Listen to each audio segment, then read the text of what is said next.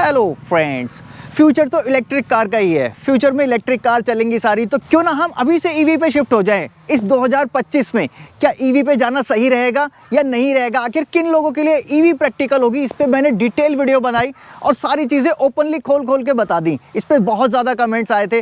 लोगों का सवाल एक था कि सर अब ये भी बता दीजिए, आखिर जो कोई ईवी ले लेगा तो फ्यूचर में इसका मेंटेनेंस क्या होगा, क्योंकि हम जब गाड़ी रखते हैं तो गाड़ी के मेंटेनेंस पे ज़रूर ध्यान देते हैं कि आगे चल के हमारा क्या खर्चा होने वाला है, पॉकेट पे कितना लोड पड़ेगा। तो आखिर आज की वीडियो में हम बताएंगे सीधा सीधा आपकी पॉकेट पे कितना लोड पड़ेगा अगर आप एक ईवी ऑन करते हैं। जब आप ईवी बाय करने जाते हो तो आपको सेल्समैन सबसे बड़ा पॉइंट इसका बताता है ईवी का, एक तो जी सस्ती पड़ती है चलने में, दूसरा इसका मेंटेनेंस बहुत कम है नॉर्मल इंजन से चलने वाली गाड़ियों से, क्योंकि इसके अंदर मूविंग पार्ट्स कम है। बात सही है, मूविंग पार्ट्स कम है, लेकिन मेंटेनेंस क्या एक्चुअल में कम है? अगर कम है तो वो कितना है? आज की वीडियो में आपको सीधा सीधा बता दूंगा कितना मेंटेनेंस आएगा आपकी ईवी कार में अगर आप ईवी ऑन करते हो। तो चलो वीडियो स्टार्ट करते हैं। मेरे पास मारुति ब्रेजा है, सीधे सीधे इसके खर्चे से मैं ईवी का एक खर्चा कंपेयर कर देता हूँ। बोनट खोलते हैं, आपको अंदर दिखाता हूँ ईवी में क्या मिलेगा और इसमें क्या मिलेगा। अब ईवी में ये इंजन नहीं होगा, इतना हिस्सा ये इंजन नहीं होगा, लेकिन इसकी जगह इसकी एक ड्राइव मोटर लगी हुई होती है जो कि इलेक्ट्रिक से चलती है, बिजली से चलती है और व्हील्स को घुमाती है। बस अब वो ईवी हो गई। लेकिन इसके अलावा भी बहुत सारे खर्चे होते हैं, सिर्फ इंजन का ही खर्चा नहीं होता। पहली चीज़ तो देखो, अगर आप नई गाड़ी ले रहे हो तो इंजन का इतना खर्चा नहीं होता, क्योंकि ये कंपार्टमेंट ये कम से कम 5-6 साल बाद ही जरूरत पड़ती है इसको खोलने की, इससे पहले इसका कोई खर्चा नहीं है। अब क्योंकि यहाँ पे लगी हुई ईवी में मोटर क्या करती है, ड्राइव शाफ्ट को पावर देती है, ड्राइव शाफ्ट से व्हील घूमता है। यहाँ पे क्या इंजन चलता है, साथ में गियर बॉक्स लगा हुआ है। तो गियर बॉक्स ईवी में नहीं है, इंजन ईवी में नहीं है। गियर है ईवी में, ऐसा नहीं कि गियर नहीं है, गियर है, लेकिन वो एक अलग सिस्टम से है, इसके टाइप सा गियर बॉक्स नहीं है। इंजन हट गया, गियर बॉक्स हट गया। अब देखो लगी बात ये बैटरी, ईवी में भी बैटरी अलग से आपको ऐसी मिलती है। कुछ लोगों को लग रहा होगा कि इलेक्ट्रिक कार है तो उसमें तो सारी बहुत बड़ी बैटरियां लगी हुई हैं, अलग से बैटरी की क्या जरूरत है। उसमें भी अलग से बैटरी होती है। जितने भी आपके सिस्टम चलते हैं, भले वाइपर हो, हॉर्न हो, लाइट्स हो, इलेक्ट्रिकल इक्विपमेंट्स हो, उन सबको चलाने के लिए अलग से बैटरी लगी हुई है। अब उस बैटरी को चार्ज करने के लिए हमारी गाड़ी में लगा होता है एक ऑल्टरनेटर, नीचे की तरफ लगा होगा, ये लगा हुआ है पीछे की तरफ ऑल्टरनेटर। देखो ये घूमता है, बिजली बनाता है और उस बैटरी को चार्ज करता है। लेकिन ईवी में भी उस बैटरी को चार्ज करने की जरूरत पड़ती है, वहां भी वो करंट पीछे वाली बैटरी से कन्वर्ट करके इसको चार्ज करने के लिए बनाना पड़ता है, क्योंकि ये 12 वोल्ट है। जो पीछे बैटरीज लगी हुई हैं उसमें हैवी वोल्टेज होते हैं ईवी में, तो उस डायरेक्ट हैवी वोल्टेज से हम चला नहीं सकते ये इलेक्ट्रिकल सिस्टम। वहां पे भी एक अलग से बैटरी लगी रहती है। अब देखो हमारी गाड़ी में एक कूलेंट पड़ता है, यहाँ पर ये कूलेंट बॉटल है, इसमें कूलेंट पड़ता है, रेडिएटर है। ईवी में भी कूलेंट पड़ता है, ईवी में भी रेडिएटर होता है, क्योंकि उसमें भी हीट बाहर निकालने की जरूरत पड़ती है। ये कूलेंट का काम होता है हमारे इंजन की हीट को बाहर निकालना। साथ में आगे लगा होता है देखो कंडेंसर, ये फ्रंट पे एसी का कंडेंसर लगा हुआ है। अब क्योंकि ये कंडेंसर होता है एसी सिस्टम की हीट को बाहर निकालने के लिए, तो वो ईवी में भी है, क्योंकि ईवी में भी एसी चलता है, कंडेंसर आपको वहां भी मिलेगा। इसके अलावा एबीएस सिस्टम, ये है एबीएस मॉड्यूल, तो ये आपको ईवी में भी मिलेगा, क्योंकि ब्रेक सिस्टम तो उसमें भी है, व्हील में ब्रेक जा रहा है। एक चीज एक्स्ट्रा होती है ईवी में, वो क्या, वो समझ लो। देखो इंजन जब घूम रहा होता है, कंटिन्यूस एक स्पीड पे घूम रहा होता है, तो इसके साथ वैक्यूम बनाना आसान होता है, क्योंकि हमारे इस ब्रेक सिस्टम को वैक्यूम की जरूरत होती है। तो इंजन में वैक्यूम इजीली मिल जाता है, अलग से कुछ लगाने की जरूरत नहीं पड़ती। कुछ गाड़ियों में क्रैंकशाफ्ट के साथ एक वैक्यूम पंप लगा होता है जो वैक्यूम बनाता रहता है। कुछ गाड़ियों में इनटेक से ही वैक्यूम ले लिया जाता है, अलग से वैक्यूम लगाने की जरूरत नहीं है। जैसे ही गाड़ी स्टार्ट हुई, ब्रेक ने काम करना शुरू कर दिया, क्योंकि इंजन रन कर रहा है। लेकिन ईवी में ऐसा नहीं है। ईवी स्टार्ट होना और बंद होना तो मतलब ही नहीं है, जब आप मोटर को घुमा रहे हो तो स्टार्ट है। ईवी में क्या होता है, वैक्यूम की दिक्कत है, आखिर ब्रेक कैसे काम करेंगे, सारी चीज़ें तो चल जाएंगी, ब्रेक कैसे करेंगे। तो ब्रेक के लिए अलग से एक मॉड्यूल लगा हुआ है जो कि वैक्यूम बनाता है, वो इलेक्ट्रिक से चलता है, उसके अंदर भी एक इलेक्ट्रिक मोटर है, वो इलेक्ट्रिक से चल के वैक्यूम क्रिएट करता है ब्रेक सिस्टम के लिए। जबकि ज़्यादा भरोसेमंद जो ब्रेक सिस्टम होता है वो वैक्यूम सिस्टम इंजन से ही होता है, क्योंकि इंजन हमेशा ऑन रहता है। इंजन जब बंद होगा तभी वो वैक्यूम सिस्टम बंद होगा। अब देखो आपको ये ब्रेक सिलेंडर दिख रहा है, ब्रेक सिलेंडर ये आपको ईवी में भी मिलेगा। ब्रेक बूस्टर ईवी में भी होगा, एसी की लाइन ईवी में भी होगी, एसी कंप्रेसर ईवी में भी होगा। मतलब आप ये समझ लो सिस्टम सिर्फ ये इंजन ही नहीं है, बाकी सारी चीजें ईवी में आपको मिलेंगी। एक आध चीजें फालतू ही मिलेंगी आपको ईवी में, इससे कम नहीं मिलेंगी। अब इंजन की जगह जो ड्राइव करने के लिए मोटर लगी होती है, उस मोटर में इलेक्ट्रिक आती है और सीधे इलेक्ट्रिक उसको घुमाती है मोटर को, और वो पावर सीधे व्हील में ट्रांसफर हो जाती है। लेकिन व्हील में जाने से पहले भी देखो बहुत सारे सिस्टम लगे होते हैं। आपको बीच में एक एक्सल लगा हुआ मिलेगा, वो ईवी में भी मिलता है, हमारी इस इंजन वाली गाड़ी में भी मिलता है। एक्सल जॉइंट सेम वैसे ही काम करेंगे ईवी में भी और इसमें भी। डिफरेंशियल सिस्टम होता है जो व्हील की पावर को मेंटेन करता है, वो भी इसमें मिलेगा आपको, ईवी में भी मिलेगा। ईवी में एक एक्स्ट्रा चीज आ जाती है, वो होती है उसकी बड़ी सी बैटरी, जिस बैटरी को आपको मेंटेन वैसे तो नहीं करना, ना उसको पानी चेक करना है, ना कुछ करना है, लेकिन हाँ उसकी लाइफ धीरे धीरे कम होती है। सेम वैसे ही जैसे आपके स्मार्टफोन की लाइफ कम होती जाती है, उसकी रेंज धीरे धीरे कम होती चली जाती है। अब देखो इस इंजन की जगह पे जो पावरफुल मोटर लगी हुई होती है, पावरफुल मोटर है, उसको ऑपरेट करने के लिए उसके ऊपर पूरा सिस्टम है, साथ में सॉफ्टवेयर है जो कि उसको लोड को, सारी चीजों को कैलकुलेट करता है। वो एक पूरा सिस्टम पैक लगा होता है। अब उस मोटर में भी खराबी आ सकती है, ऐसा नहीं कि वो मोटर है तो कभी खराबी नहीं आएगी, उस मोटर में भी खराबी आएगी, लेकिन जब उसके अंदर खराबी आएगी तो वो पूरा सिस्टम ही चेंज होगा, पूरा यूनिट चेंज होगा। इंजन में अगर आपका इंजन खराब होता है, ऐसा बहुत कम चांस होता है कि इंजन खराब हो गया। इंजन खराब होना होता ही क्या है, इंजन बहुत ज़्यादा भी वर्स्ट कंडीशन आएगी तो इंजन सीज हो जाएगा। उस कंडीशन में हम इस इंजन को रिपेयर कर लेते हैं, इसको खोलते हैं, चेक करते हैं, पिस्टन खराब है, पिस्टन डाल देंगे, दूसरी चीज़ खराब है, दूसरी चीज़ डाल देंगे, या कभी हेड गैस्केट खराब है तो हेड गैस्केट डाल देंगे। ओवरऑल कहा जाए तो वो रिपेयरेबल है, उसको रिपेयर कर सकते हैं और इसके रिपेयर की फैसिलिटी भी है। आप जहाँ चाहो वहाँ रिपेयर कराओ, आपको चाहिए आप वर्कशॉप में रिपेयर करा लो, ऑथराइज सर्विस सेंटर में रिपेयर करा लो, नहीं चाहते हो तो बाहर किसी मैकेनिक से, किसी से भी आप करा लो। लेकिन यहाँ पे जब ईवी के मोटर पैक खराब हुआ तो इस मोटर पैक को आपको रिप्लेस करना पड़ेगा, ये कहीं आपको मिलेगा नहीं, आपको उसी मैन्युफैक्चरर से कॉन्टैक्ट करना पड़ेगा और उनसे वो पूरा सिस्टम लेना पड़ेगा। उसको रिपेयर करने का ऑप्शन नहीं होगा।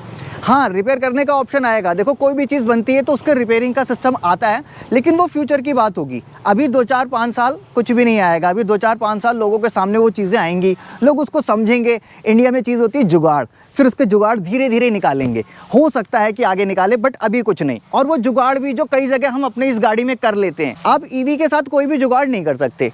ईवी में कोई अलग से आप सिस्टम नहीं लगा सकते। इवन इलेक्ट्रिकल सिस्टम भी आप कुछ लगाना चाहो तो वो नहीं लगा सकते, कुछ बाईपास करना चाहो तो नहीं कर सकते। कोई एक पार्ट कहीं रास्ते में ख़राब हो गया, आप चाहो इसकी जगह मैं ऐसा करके काम चला लूँ, उसमें नहीं चला सकते। तो सीधी बात तो ये हो गई, ईवी की जो मोटर है वो पूरी रिप्लेस होगी। इनकेस कभी ख़राब होती है, इंजन पूरा रिप्लेस नहीं होता, उसको रिपेयर किया जा सकता है। अब देखो बड़ी चीज़ होती है, ईवी की एक बड़ी कॉस्ट लगती है बैटरी में। 60% से भी ज़्यादा कॉस्ट ईवी में सिर्फ बैटरी की होती है। अब उस बैटरी सिस्टम को भी मेंटेन रखने के लिए, नई जैसा रखने के लिए, उसके भी बहुत सारे क्राइटेरिया होते हैं। जैसे कि आपको किस चार्जर से चार्ज करना है, इलेक्ट्रिसिटी कितनी प्योर आ रही है, उसमें अगर थोड़ा बहुत ऊपर नीचे होता है तो बैटरी की हेल्थ पे इफेक्ट डालता है। दूसरा, बैटरी जो है हीट जनरेट करती है जब चार्ज होती है, या फिर जब वो पावर देती है। बैटरी से अगर आप पावर लोगे या उसको पावर दोगे, बैटरी में हीट जनरेट होती है। उस हीट को निकालने के लिए भी सेम वही कूलिंग सिस्टम होता है जो हमारे इंजन की हीट को बाहर निकालने के लिए होता है। उसमें भी हमें कूलेंट डालना पड़ता है, कूलेंट फ्लो करता है। इन केस कभी कोई लाइन लीक कर गई, इन केस कभी कुछ वहाँ से डैमेज हो गया, तो वहाँ पे भी चांस होते हैं कि बैटरी एक्स्ट्रा हीट हो जाए और कुछ बड़ी प्रॉब्लम आ जाए। तो सीधा सीधा मैं अगर कहूँ तो बहुत ज़्यादा कुछ मेंटेनेंस का बचत नहीं है, लगभग बराबर ही है। और एक शब्द में मैं तो ये कहूँगा कि ईवी का मेंटेनेंस इंजन वाली गाड़ी से ज़्यादा आएगा। वो क्यों? देखो गाड़ी में सस्पेंशन सिस्टम है, हमारी टायर के बीच में नीचे आपके सस्पेंशन सिस्टम लगा हुआ है, लोअर आर्म है, शॉकर है, जॉइंट्स हैं, बुश हैं, बहुत सारी चीज़ें हैं। सेम वही चीज़ें ईवी के साथ भी हैं, लेकिन ईवी के साथ एक एक्स्ट्रा चीज़ है। क्या? वो है उसकी बैटरी। अलग से आप उसका वेट कैरी करते हो, भले आप अकेले क्यों ना ईवी को चला रहे हो, एक वेट एक्स्ट्रा आप ईवी का लेके चल रहे हो साथ में उसके बैटरी पैक का। शॉकर की लाइफ शॉट्स पे होती है, कितने शॉट्स हो रहे हैं। शॉकर क्या होता है? ऊपर और नीचे होता है। वहाँ शॉकर जो लगे होंगे ईवी में जल्दी मेंटेनेंस मांगेंगे। दूसरा, उसको मेंटेन करने के लिए एक और बड़ी चीज़ है। अगर आप ईवी को मेंटेन करने जाओ तो आप देखोगे कि ईवी को मेंटेन करने के लिए टूल्स सारे अलग हैं। अगर मेरे पास जो प्लायर है, मैं उससे ईवी का बोल्ट खोलना चाहूँ तो नहीं खोल सकता।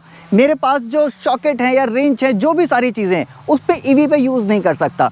ईवी को मेंटेन करने के लिए बड़ा रिस्की काम होता है, क्योंकि इसमें हाई वोल्टेज रन करते हैं, डीसी पावर रन करती है, जिससे कोई भी इंसान तुरंत मर सकता है। तो जान का खतरा है। उसको मेंटेन करने के लिए बड़ी सेफ्टी से किया जाता है। जो भी उसके इक्विपमेंट्स होंगे, जो भी उसके टूल्स होंगे, वो सारे टूल्स कोटेड होंगे, वो टूल्स स्पेशल होंगे। यानी कि ईवी के लिए एक भी टूल अगर यूज हो रहा है तो वो स्पेशल टूल यूज होगा। इवन वो कहीं और उसको रिपेयर नहीं करा सकते। बाकायदा जिसने ट्रेनिंग ली है और उसके पास वो इक्विपमेंट है महंगे वाले, तभी वो ईवी को रिपेयर कर सकता है। यानी कि सिर्फ आपके पास एक ही ऑप्शन है, वो है ऑथराइज वर्कशॉप। सिर्फ वहीं पे आप रिपेयर करा सकते हो। यहाँ पे आपकी पूरी डिपेंडेंसी होगी सिर्फ कंपनी के ऊपर।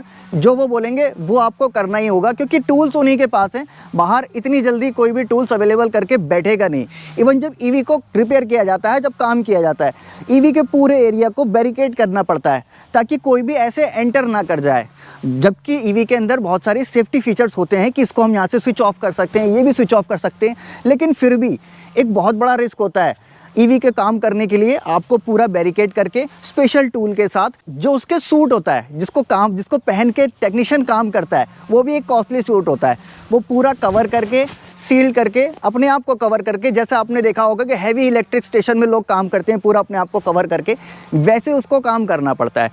तो उस चीज़ को रिपेयर करने के लिए मेन कहूँ तो सर्विस चार्ज वो ज़्यादा पड़ेगा, कॉस्टली पड़ेगा, क्योंकि उसके लिए सेटअप ही कॉस्टली है। इसके अलावा भी बहुत सारे मेंटेनेंस होते हैं छोटे मोटे जो गाड़ियों में आते हैं, वो सेम उसमें भी रहेंगे। जैसे ब्रेक पैड हैं, अगर इसके ब्रेक पैड चेंज करने हैं आपको इंजन वाली गाड़ी के, ईवी के भी करने पड़ेंगे। सस्पेंशन रिपेयर करना है, ईवी का भी करना पड़ेगा। डेंट लग गया, पेंट हो गया, मतलब बहुत सारी चीज़ें हैं वो आपको ईवी में भी करनी पड़ेगी। ये विंडो अप डाउन होते हैं, इनके स्विच हो गए, इनकी मोटर हो गई, इसकी असेंबली हो गई, वो सारी कॉस्ट जो है ईवी की ज़्यादा रहेगी, क्योंकि ईवी में अगर आपको इसकी मोटर भी खोलनी है तो वो टूल्स चाहिए होंगे। अगर ईवी में आपको और भी कुछ काम करना है, सपोज बल्ब भी चेंज करना है, तो फिर वो ईवी वाला ही करेगा जी। यहाँ पे आप 150 रुपये का एक बल्ब लेके चेंज कर सकते हो, लेकिन वहाँ पे उस तरीके से काम होगा। और एक चीज़, इन केस गाड़ी कहीं एक्सीडेंट हो गई, छोटा मोटा एक्सीडेंट होता रहता है, कई बार हम लोग इंश्योरेंस से क्लेम नहीं लेते, अपने आप ही करा लेते हैं। मैंने जैसे टाटा पंच रखी थी, दिखाया था मैंने कि क्लेम नहीं लिया, अपने आप करा लिया। ईवी में वो ऑप्शन नहीं रहेगा आपके पास। ईवी में अगर ये सारी चीज़ें होती हैं तो आप ना कहीं उस वेल्डिंग वाले को टच करने दे सकते हो, वेल्डिंग वाला वैसे समझदार होगा तो टच भी नहीं करेगा, और ना ही किसी डेंटर पेंटर को ऐसे ही उसको छूने दे सकते हो। इसका काम वर्कशॉप में ही कराओगे। साथ में एक और बड़ी चीज़ है, इन केस कभी गाड़ी आपकी कहीं डिवाइडर पे चढ़ गई, कुछ हो गया, हमारी गाड़ी इंश्योर्ड होती है, डिवाइडर पे चढ़ गई या कुछ भी हो गई, रिपेयर होगी, टूट फूट होगी, उसको रिपेयर कर लिया जाएगा। यहाँ पे बैटरी पैक बिल्कुल नीचे ही लगा रहता है इस साइज़ में। अब अगर गाड़ी कहीं चढ़ जाती है, कुछ डैमेज होता है, तो सबसे पहले उसका बैटरी पैक डैमेज होगा, सबसे बड़ी कॉस्ट होती है, और उसको इंश्योरेंस भी जल्दी कवर नहीं करेगा। क्यों नहीं करेगा? देखो, इंश्योरेंस में एक फैक्टर होते हैं, कई सारे एड ऑन्स होते हैं। जब आप नई गाड़ी का इंश्योरेंस लेने जाते हो, उसमें एक एड ऑन होता है जी, इंजन कवर, की लॉस, मतलब इस तरह से कई सारे एड ऑन्स जुड़ते चले जाते हैं। ऐसे ही ईवी का जब आप इंश्योरेंस लेते हो, सिंपल आपने इंश्योरेंस ले लिया तो आपकी बैटरी उसमें कवर्ड नहीं है। आपके एक्सीडेंट हुआ, बैटरी डैमेज हो गई, 8 लाख की हो या 10 लाख की हो, आपको अपनी जेब से डलवाने पड़ेंगे। अगर आपको वो कवर करनी है तो उसके अलावा अलग से एड ऑन लेना पड़ेगा इंश्योरेंस में कि भैया मुझको मेरी बैटरी भी कवर करनी है। जैसे कि हम इंजन को कवर डलवाते हैं, इंजन नॉर्मल केस में कवर रहता है इंश्योरेंस में, लेकिन इन केस कभी पानी आ गया, फ्लड आ गया, कुछ ऐसा इंजन डूब गया और वो ख़राब हो गया, तो उसके लिए एक एड ऑन अलग से लेना पड़ता है। तो वैसा ही एक एड ऑन अलग से आपको बैटरी के लिए लेना पड़ेगा ईवी में।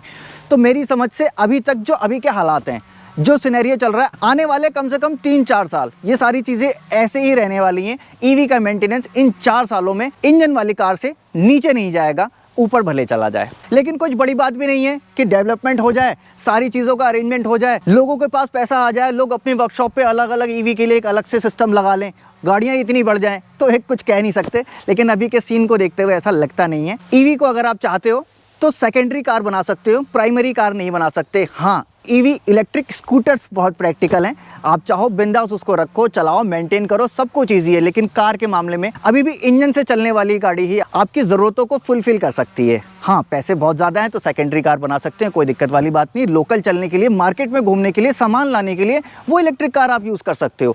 छोटी कार है, जैसे कॉमेट है, सिटी में चलने के लिए गाड़ी है, उस गाड़ी को आप यूज़ कर सकते हो। मेरे पास एक्स्ट्रा पैसे, मेरे पास एक बड़ी गाड़ी है बाहर जाने के लिए, छोटी गाड़ी मैंने कॉमेट रख ली, मेरे लिए प्रैक्टिकल है, चलेगा। मैं ऊपर रूफटॉप सोलर लगा लूँ, उससे चार्ज करता रहूँ। लेकिन हर किसी के लिए पॉसिबल नहीं होता, हर किसी के पास छत नहीं है कि वो रूफटॉप सोलर लगा ले। बहुत बड़ी इलेक्ट्रिक कार में पैसा डालना, हैवी बड़ी रेंज वाली, लॉन्ग रेंज वाली 4x4 या फिर हाईवे पे चलने वाली सोच के लेना मेरे ख्याल से भी समझदारी नहीं होगी। आपका क्या मानना है कमेंट बॉक्स में ज़रूर लिख देना। इसके अलावा भी किसी पॉइंट पे मेरी सलाह चाहते हैं या फिर वीडियो चाहते हैं तो नीचे कमेंट बॉक्स में वो भी लिख देना। मैं मिलूंगा आपसे नेक्स्ट वीडियो में ऐसे ही किसी इंटरेस्टिंग टॉपिक के साथ। Thanks for watching.